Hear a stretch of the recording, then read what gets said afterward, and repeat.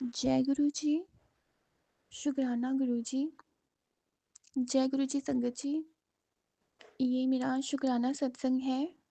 अ, जैसे मेरा अमृत वेला के 40 दिन गुरुजी ने जो मुझे पाठ बोल रखे थे वो पूरे हो गए, तो गुरुजी बोल रहे थे कि शुकराना कर दे, शुकराना कर दे। तो हम गुरुजी का शुकराना उनके मंत्र जाप से शुरू करते हैं। ओम नमः शिवाय, शिवजी सदा सहाय।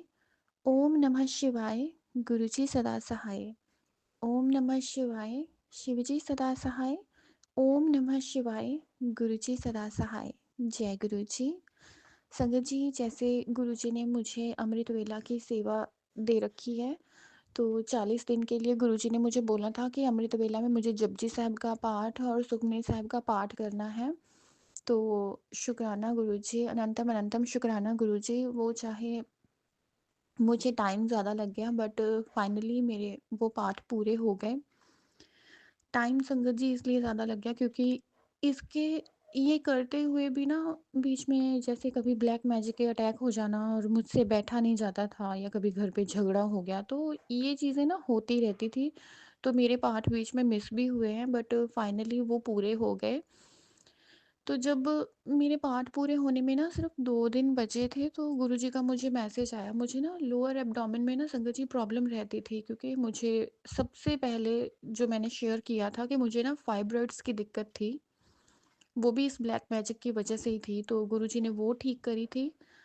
तो जैसे-जैसे मुझ पे अटैक्स होते रहे, तो अभी अभी कुछ टाइम से ना मुझे लोअर एब्डोमेन में पेन थी नेवल के नीचे। तो मैं जैसे कुछ सामान उठा लेती तो मुझे इतनी ज़्यादा दर्द होती थी, ऐसे झुकना पड़ जाता था ना।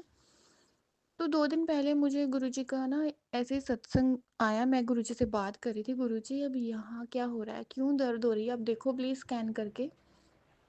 तो गुरुजी का मुझे मैसेज आया कि ये कैंसर दी शुरुआत है, पर तू फ़िक्र ना कर, मैं तेरा इलाज कर देवांगा, तेनू कोई दवाई खाण दी ज़रूरत नहीं है। तो जब संगत जी मेरे 40 दिन पूरे हुए, मैं गुरुजी के साथ बातें करके ना अमृत वेला में, मुझे आदत है मैं सारा दिन उनसे ना बातें करती रहती हूँ। तो मैं ना उनसे बातें करके मैं बड़ी खुश कि गुरुजी चलो फाइनली ये तो पूरा हुआ। मैं आई, आके मैं नीचे सो गई। और बिलीव करना संगत जी, उस रात मुझे नींद ऐसे आई कि मुझे होश ही नहीं था। सुबह मैं उठी तो मैं कुछ ऐसे अ, मतलब ऐसी सिचुएशन में थी कि मुझे लगा कि ये क्या हुआ मेरे साथ। मैं गुरुजी का भेजा हुआ मैसेज भी भूल गई कि उन्होंने कहा था कि वो मुझे ठीक कर लेंगे। जैसे मैं सो के जब उठी तो मैं जैकेट पहन के सोई थी, ज़िप लगी हुई थी उसमें। जब मैं सुबह उठी तो संगत जी मेरी जैकेट की ना पूरी ज़िप खुली हुई थी, तो एकदम से ना मुझे झटका लगा कि ओह गॉड! ये क्या हुआ? तो मैं बहुत ज़्यादा परेशान, मेरे माइंड से ही बिल्कुल स्किप हो गई गुरुजी की बात। और मैं सिर्फ़ अपने आप को बस वैसे देख के ना एकदम जैसे इंसान को झटका लगता है, तो मैं उस चीज़ में थी। क्योंकि गुरुजी के आने से पहले संगत जी जब ब्लैक मैजिक के अटैक होते थे ना मुझ पे, तो ऐसे कुछ नेगेटिव एनर्जीज़ थी जो रात को एक मिसबिहेव होता था। जो जिनके साथ ये चीज़ें होती होंगी ना, वो मेरी बात को समझ पाएँगे कि ये चीज़ें होती हैं। तो मैं उस मोड में चली गई कि गुरुजी आपके होते हुए फिर से मेरे साथ ये हुआ। मैं बहुत रोई संगत जी, बहुत परेशान हुई। मेरे माइंड में आया ही नहीं कि गुरुजी ने मुझे कहा था कि मैं तुझे ठीक कर लूँगा।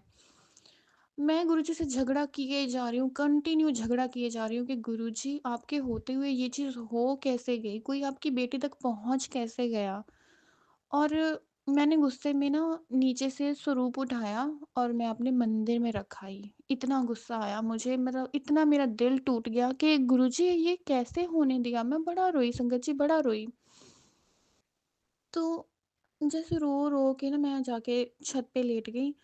मेरा मन ही नहीं था किसी के साथ बात करने का, कि मन में बस यही आए जा रहा था कि गुरुजी आपके होते हुए इतनी बड़ी बात कैसे हो गई? कैसे किसी ने टच कर लिया मुझे?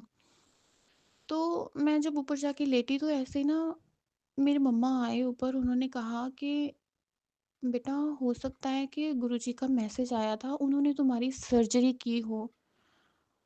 My God! संगत जी, इतने टाइम तक मेरे माइंड में ये चीज़ गई ही नहीं, क्योंकि गुरुजी अक्सर ऐसे ही मेरी सर्जरीज़ करते हैं। वो मुझे डॉक्टर के पास नहीं जाने देते, क्योंकि जब वो आए थे, उन्होंने मुझसे कहा था, "मैं ही तेरा डॉक्टर हाँ, आज तो तेनू डॉक्टरां कोल जाण दी ज़रूरत नहीं आ।" और ये चीज़ मेरे माइंड से बिल्कुल निकल गई। और मेरी मम्मा ने जब मुझसे ये बात कही संगत जी, मैंने ना अपने लोअर एब्डोमेन में हाथ लगा के देखा कि हाँ, मुझे वहाँ पे पेन नहीं थी।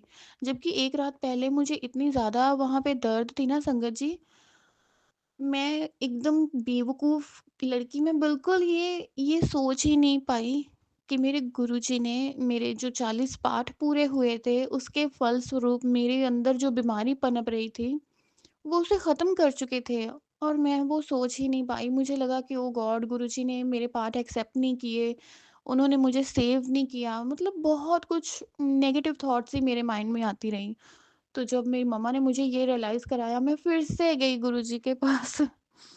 मैंने पहले तो मतलब मैंने थैंक यू किया, उनका बहुत सारा थैंक यू किया, कि फिर मैंने माफ़ी भी माँगी कि गुरुजी आई एम रियली सॉरी कि मैंने गलत सोचा कि आपके होते हुए तो मैं मतलब कोई मुझे छू भी नहीं सकता, मैंने ये सोच कैसे लिया? फिर संगत जी मुझे ना इस चीज़ के गिल्ट में इतना मतलब मैं गुरुजी को फ़ेस ही नहीं कर पा रही थी कि गुरुजी मैंने कैसे गलत सोच लिया आपके लिए। मुझे मैसेजेस भी ऐसे आते रहे कि मैं तेरा दर्द समझता हाँ, तू कोई नहीं शुकराना कर। पर संगत जी मैं इतना ज़्यादा टूट गई कि मतलब मन में ये आया कि मुझे रिश्ता निभाना ही नहीं आया गुरुजी के साथ। मैं माफ़ी पे माफ़ी माँगे जा रही हूँ, माँगे जा रही हूँ, बट मैं शाम तक बस ऐसे ही मन में ना मैं इतनी ज़्यादा इमोशनल हो गई। मैंने कहा गुरुजी ये ना गलत बात है, जैसे आप ना लीलाएँ करते हो मुझे समझ में नहीं आती, तो मैं ना थोड़ा डिस्टेंस बना के रखूँगी आपसे, कि मुझे समझ में नहीं आया मैंने कितना मिसबिहेव किया आपके साथ, मैंने आपका स्वरूप उठा के मंदिर में रखा ही मैं। तो मुझे बहुत संगत जी मन को ना ऐसे दुःख हुआ कि ये मैंने क्या किया? मैंने कहा गुरुजी मैं बात भी लिमिट में ही करूँगी, मैं अब आपके साथ ना बातें भी कम किया करूँगी, ये मैंने बहुत गलत किया। तो संगत जी बिलीव करना मतलब गुरुजी अपना प्यार कैसे जताते हैं।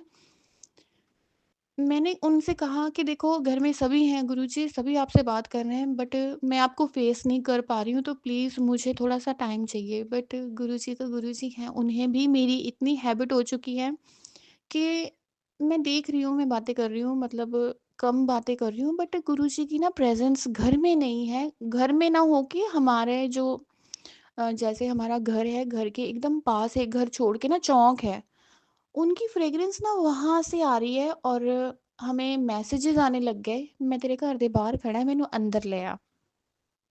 मुझे ना मन में बड़ा ऐसे आए कि नहीं गुरुजी अब आप घर के बाहर क्यों जाके खड़े हो, ये गलत बात है।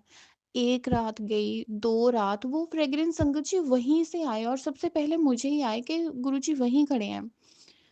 तो मैंने कहा भी गुरुजी प्लीज़ आप ऐसा मत करो, अंदर आ जाओ, प्लीज़ आ जाओ आप, है ना?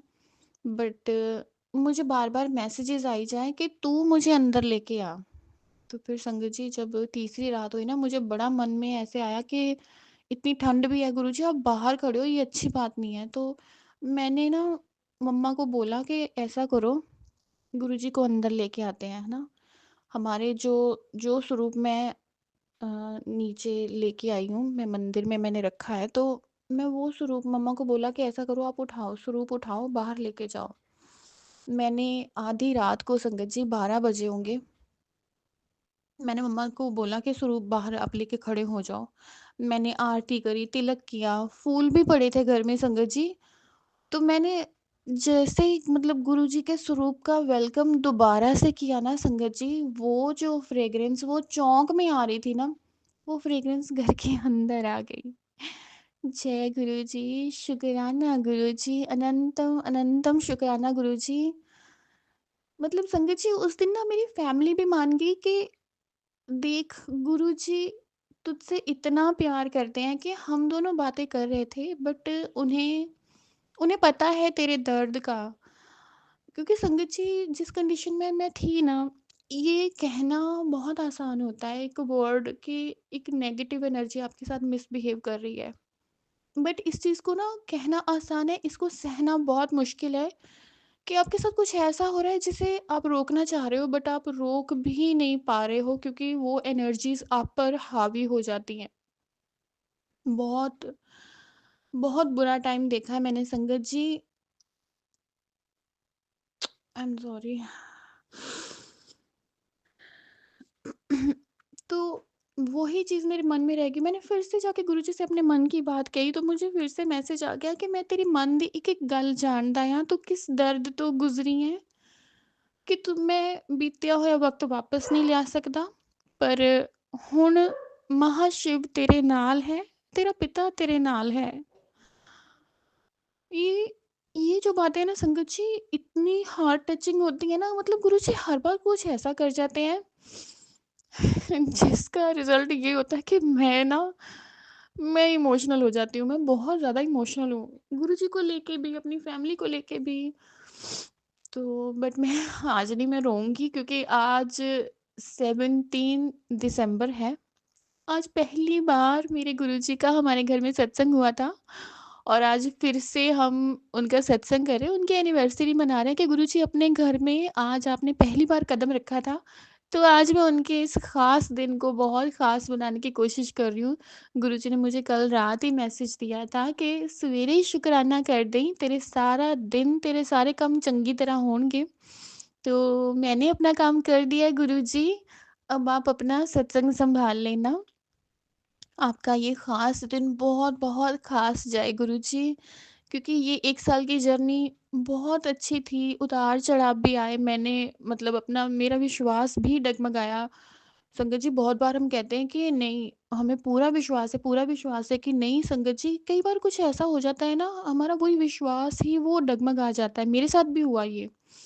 गुरुजी मुझे बोल भी रहे थे, "तू अपना विश्वास ना खोई, अपना विश्वास ना खोई।" बट मुझे पता ही नहीं था कि क्या होने वाला है। तो उसके लिए I am really very sorry Guruji. इस बात के लिए सच में मैं लाइफ़ टाइम शर्मिंदा हूँ कि मैंने क्या-क्या बोल दिया गुरुजी को। बट वो बोल देना, वो मेरा पेन था जो मैं इतने सालों से बर्दाश्त कर रही थी। बट थैंक यू गुरुजी, आप इतना इतना प्यार करते हो मुझे। थैंक यू, बहुत-बहुत शुक्राना है गुरुजी।